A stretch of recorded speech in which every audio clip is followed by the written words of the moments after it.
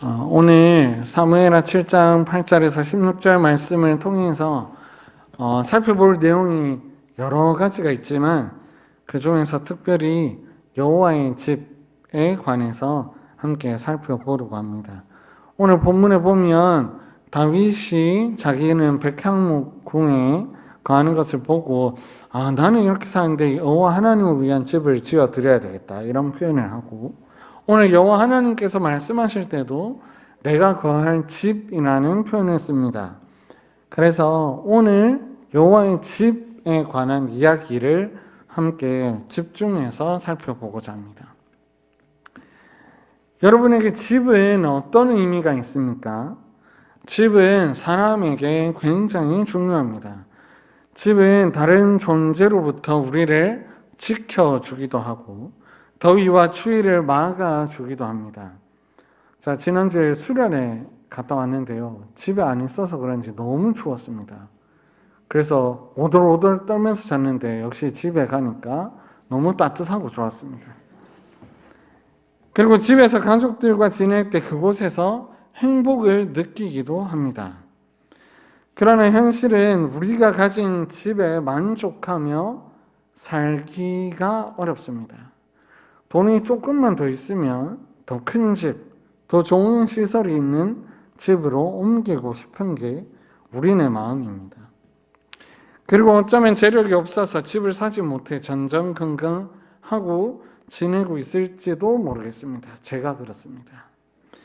그 집을 계속해서 지어가라고 이야기한다면, 저한테 이야기한다고 하면 저는 못 지어갈 것 같습니다. 주님, 어떻게 하죠? 저는 능력도 없고 돈도 없고 아무것도 없는데 어떻게 해야 합니까? 라고 반문할 것 같습니다.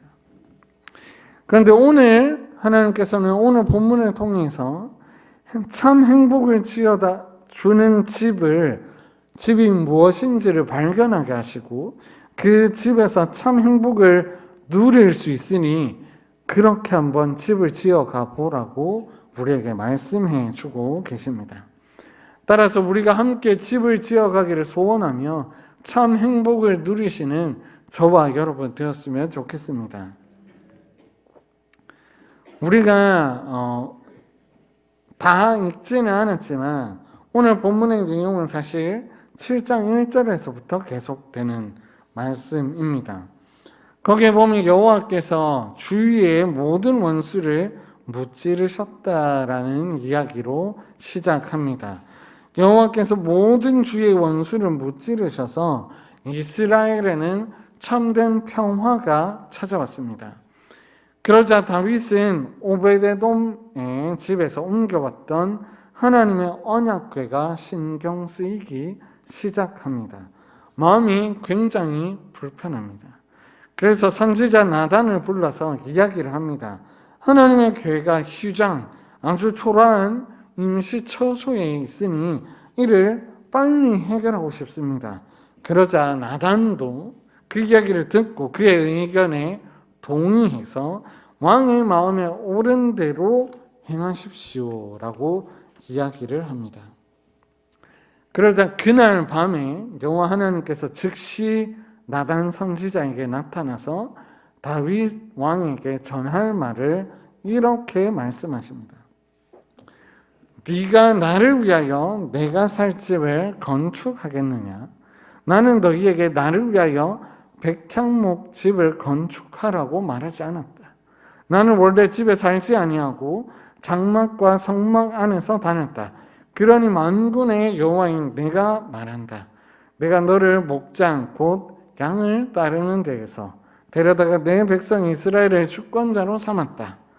내가 가는 모든 곳에서 내가 너와 함께 있어 내 모든 원수를 내 앞에서 멸하였다. 땅에서 위대한 자들의 이름같이 내 이름을 위대하게 만들어주겠다. 또한 내 백성 이스라엘을 위하여 한 곳을 정하여 그를 심고 그를 거주하게 하고 다시 옮기지 못하게 하겠다. 그 누구도 해하지 못하게 하여 원수에게서 벗어나 편히 쉬게 하겠다. 여호와인 내가 먼저 너를 위하여 집을 짓고 내 몸에서 날 너의 씨를 내 뒤에 세워 그의 나라를 견고하게 하겠다. 그는 내 이름을 위해 집을 건축하고 나는 그의 나라 왕위를 영원히 견고하게 하겠다. 나는 그의 아버지가 되고 그는 내 아들이 되겠고 그가 혹 잘못하더라도 사울에게서 은총을 빼앗은 것처럼 그에게서 빼앗지 않겠다. 내 집과 내 나라는 내 앞에서 영원히 보존되고 내 왕위는 영원히 견고하게 하겠다. 이렇게 하나님께서 말씀하십니다. 이 내용을 정리를 해보면 이렇습니다. 첫째는 여호와께서 다윗을 이스라엘의 주권자로 삼았다고 말씀하고 계십니다. 즉 다윗이 왕으로 세워진 원인이 여호와 하나님께 있음을 알려주시고 있습니다. 뿐만 아니라 다윗이 왕이 되기까지 전 생애 동안 하나님께서 지키시고 다윗을 인도하셨음을 알려주는 말이기도 합니다. 이는 사무엘서를 우리가 살펴보고 있는데요. 사무엘서의 주제와도 연결되어 있습니다. 사무엘서의 주제는 여호와 하나님께서 이스라엘 백성을 다스리시는 진정한 왕이심을 알려주고 있죠. 여호와께서는 이스라엘을 다스리시는 왕이심과 동시에 다윗의 이름을 위해서 함께 일하고 계십니다. 그리고 다윗의 이름을 창대하게 해주시겠다고 말씀해 주고 있습니다. 그 증거가 무엇입니까? 그 증거는 오늘 본문의 시작인 7장 1절에서 다윗이 주의 모든 원수를 무찔렀다고 이야기합니다. 여호와 하나님께서 주체가 되셔서 자기 백성을 위해 원수를 무찔렀음을 알려주고 계십니다. 즉 여호와 하나님께서는 자기 백성을 위하여 일하고 계심을 우리는 확인할 수 있습니다. 둘째는 여호와께서 자기 백성을 위해 땅을 예비하고 그곳에 살게 하겠다고 말씀하고 계십니다. 이 표현이 재미있는데요. 백성을 옮겨다가 거기에 심겠다고 이야기합니다. 마치 나무를 옮겨 심는 것처럼 이스라엘 백성을 심어서 편안하게 살도록 만들어 주겠다고 약속하십니다. 어떻게 그렇게 하실 수 있습니까? 주변의 적들이 그들을 해하지 못하게, 전에 사사시대처럼 이방민족이 쳐들어와서 괴롭히지 못하게 하나님께서 만들어 주시겠다고 말씀하고 계십니다. 결정적인 증거로 다윗을 위해서 하나님께서 자기 집이 아니라 다윗의 집을 지으시겠다고 말씀하십니다. 그리고 이스라엘 백성이 살 집을 짓겠다고 약속하고 계십니다. 그 사실이 어떻게 일어납니까? 7장 1절을 보면 왕이 궁에 편안하게 살고 있습니다. 이스라엘 백성도 그와 함께 평안히 삶을 살게 되는 것이죠. 그리고 그 삶이 다윗의 때만 머무르는 것이 아니라 다윗의 아들들에게까지 이르겠다고 약속하고 계십니다. 다윗의 아들을 뒤에 왕으로 세워서 더욱 견고하게 만들어 주겠다고 하나님께서 약속하시고 계십니다. 사울의 왕가는 씨가 말라버렸습니다. 미갈이 다윗을 업신여겼던 그때에 사울의 씨는 더 이상 왕위를 이을 수 없게 되었습니다. 그러나 다윗의 씨는 계속 견고하게 될 것이라고 하나님께서 약속하고 계십니다. 세 번째는 다윗의 씨가 여호와의 이름을 위하여 집을 건축하게 될 것이라고 말씀하고 계십니다.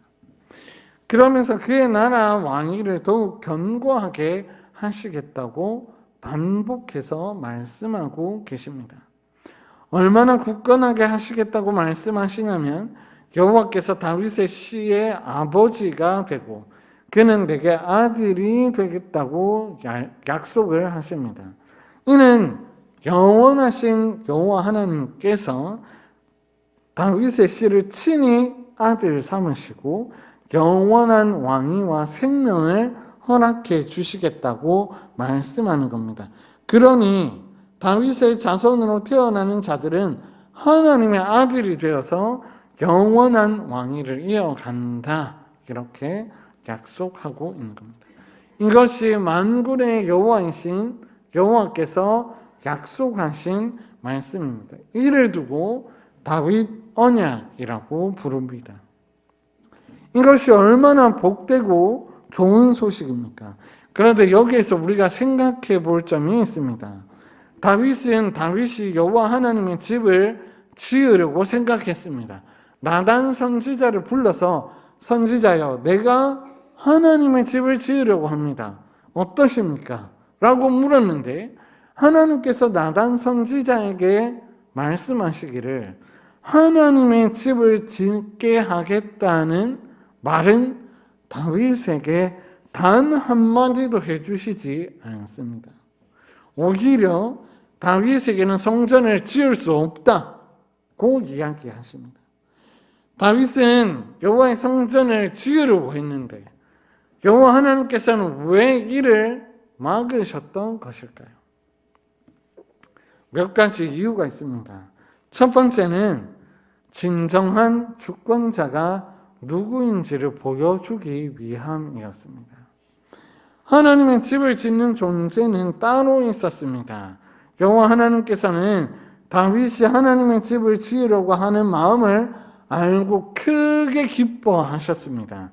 그러나 다윗이 짓고 싶다고 해서 마음대로 지을 수 있는 하나님의 집이 아니었던 것이죠. 이스라엘의 진정한 왕이신 여호와 하나님께서 지어야 되겠다고 하실 때 지을 수 있는 것이 바로 하나님의 집이신 겁니다. 언제나 지으실 수 있는 하나님께서 언제 성전을 짓겠다고 말씀하시냐면 두 번째, 하나님께서 계획하신 일을 이루실 때 하나님께서 직접 그 집을 이루시겠다고 말씀하고 있습니다. 하나님께서 계획하신 일이 무엇입니까? 사무엘서에서 보여주는 왕의 모습을 보면 알 수 있는데 왕은 자기 백성을 구원하는 자입니다. 그리고 두 번째로 그 땅에 심으셔서 더 이상 원수로부터 해를 입지 않게 하는 자가 바로 왕입니다. 그리고 왕을 통해서 하나님의 이름이 영원토록 높임을 받을 수 있도록 하는 자가 바로 왕입니다. 이 일이 완성될 때 하나님께서는 약속하신 씨를 통해 하나님의 집을 지으시려고 했습니다.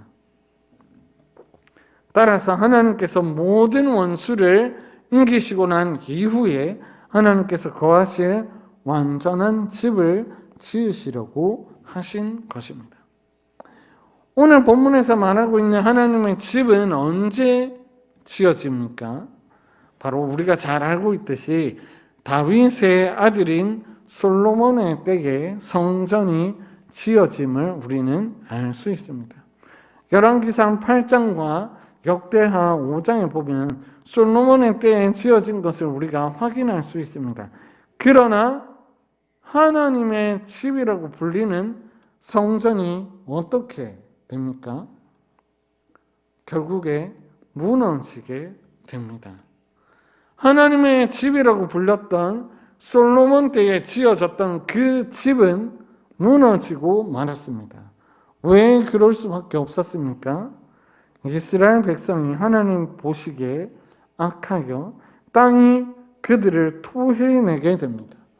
분명히 하나님께서 그 땅에 심었다고 말씀하셨는데 그 땅이 이스라엘 백성을 토해내는 일이 발생하게 되는 겁니다. 그런데 그때에 바벨론에게 망하고 포로로 끌려가는 그때에 성경은 무엇이라고 말하고 있냐면 땅이 비로소 쉬게 되었다고 말하고 있습니다.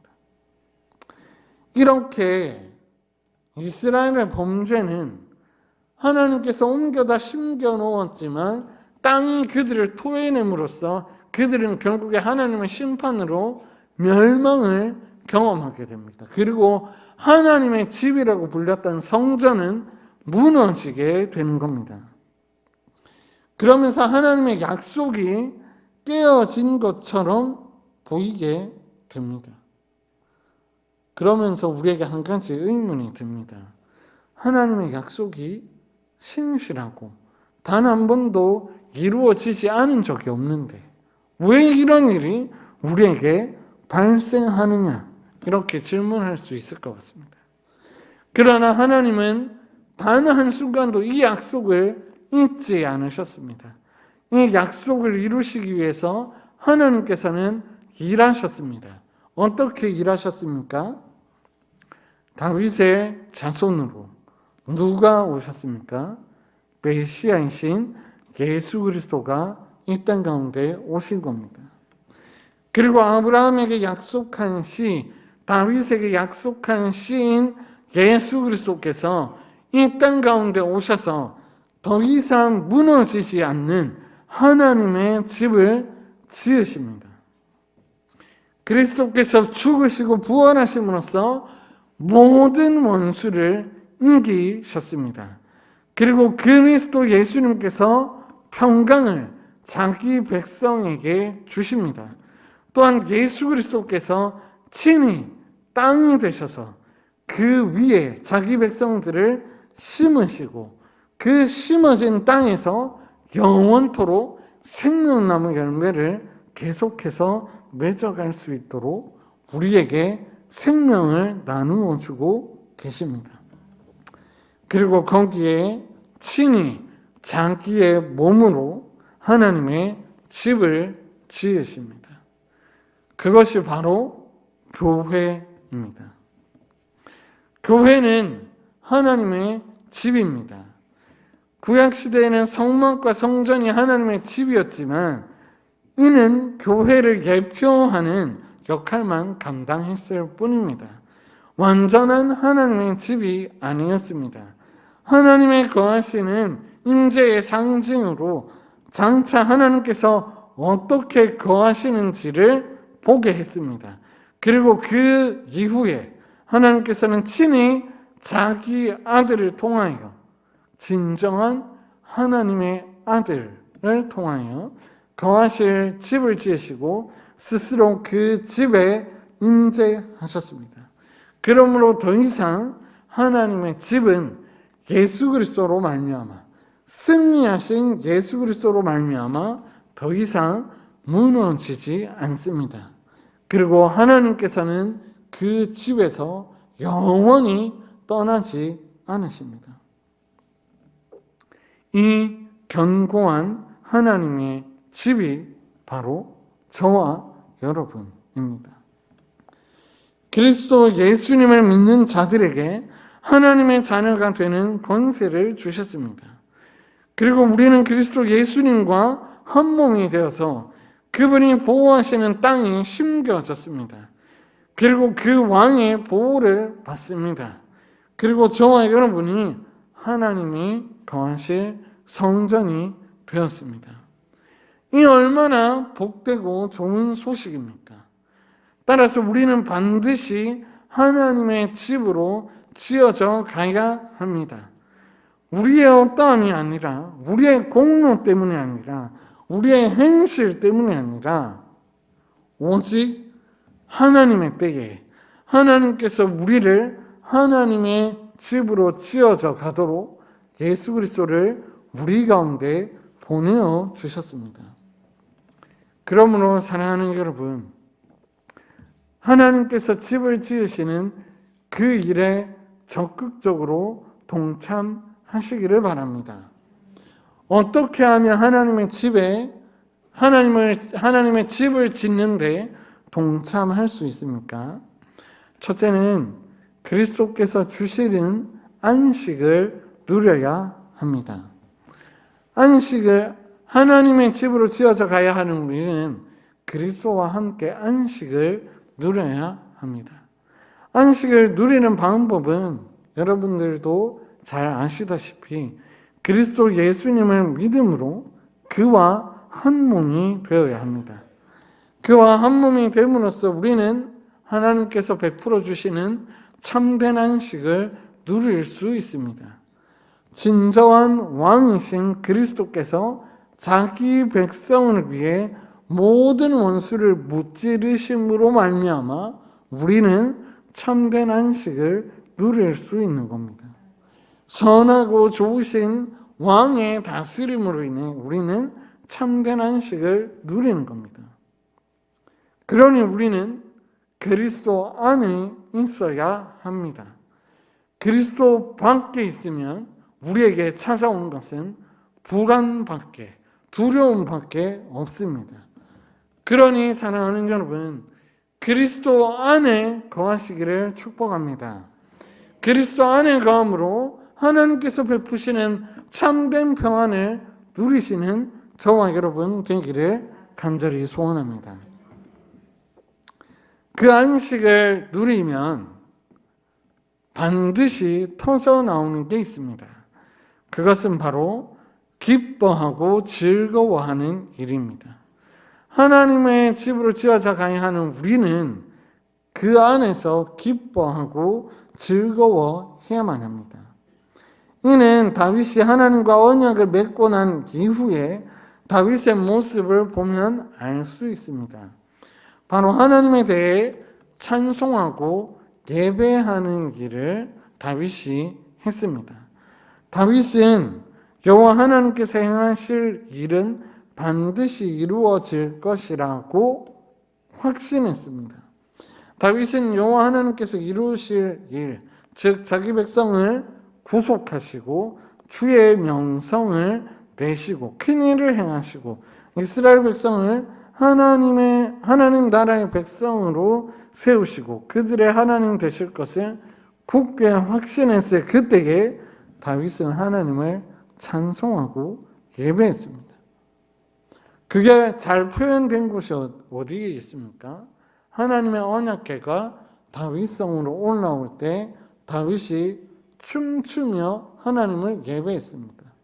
그때 다윗은 자기의 옷이 벗겨지는 것을 모른 채 기뻐하며 즐거워하며 하나님의 이름을 높이는 것을 우리는 볼 수 있었습니다.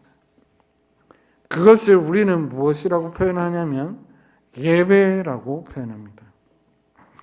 따라서 우리는 하나님께서 행하시는 그 일로 말미암아 기뻐하고 즐거워해야 합니다.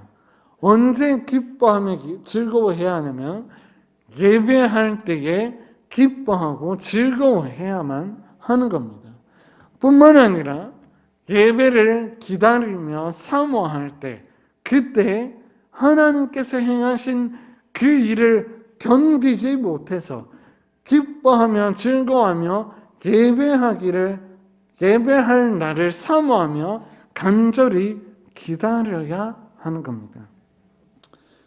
사랑하는 성도 여러분, 하나님을 예배하시기를 간절히 기대하며 소원하는 저와 여러분 되기를 소원합니다. 하나님께서 우리에게 행하신 그 일이 너무나 기쁘고 즐거워서 하나님을 예배하는 그날만을 소원하는 저와 여러분 되었으면 좋겠습니다. 그러므로 사랑하는 여러분, 하나님의 집으로 지어져 가기 위해 그리스도 안에서 안식을 누리며 예배가 터져 나오는 삶이 되기를 간절히 소원합니다. 더 나아가 우리가 교회로 지어져 갈 때 생명나무 열매가 계속 맺히듯이 하나님의 자녀가 계속해서 태어나게 되는 우리 교회가 되기를 간절히 소원합니다. 에베소서 2장 20절에서 22절 말씀을 우리 함께 읽고 설교를 마치고자 합니다. 우리 시간 함께 읽겠습니다. 시작.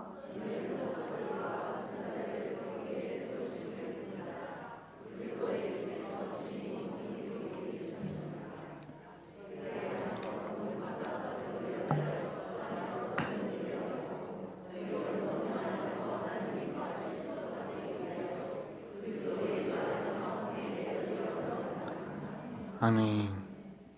사랑하는 여러분, 우리는 이미 하나님의 집으로 지어져 가고 있습니다.